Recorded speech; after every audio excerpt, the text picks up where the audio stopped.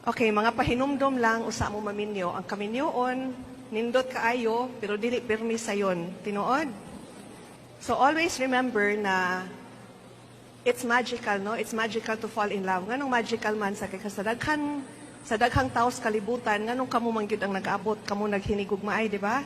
So when times are hard, especially, I want you to remember that why you fell in love in the first place, because that will make you continue being in love with each other.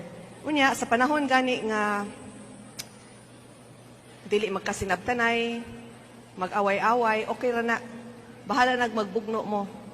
If ang inyong pagbugno is with the intention of making it work, kaya di man sad maayo nga iluom. So okay ra na nga magyaw-yaw, okay ra nga mag-away, for as long as magkasinabot nga ang inyong pag-yaw-yaw or inyong pag-away para mahusay mong duha.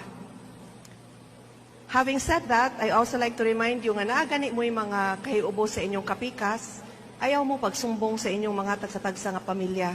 Ayaw ninyo libaka ang inyong bana, ayaw ninyo libaka ang inyong asawa, nga naman. Kaya nagkahusay na mo ang inyong pamilya, wa pa nakalimot sa inyong gisumbong nila. No, so wa na mo naghinigugmaay na mong usab, ang inyong pamilya galagot pa sa imong bana, sa imong asawa. So always, okay, so muna ako isulti ninyo nga ayaw gyud ninyo always respect your spouse in front of everyone, and especially even when he or she is not around. No? And in the hardest of times, remember how you fell in love and remember to always choose each other.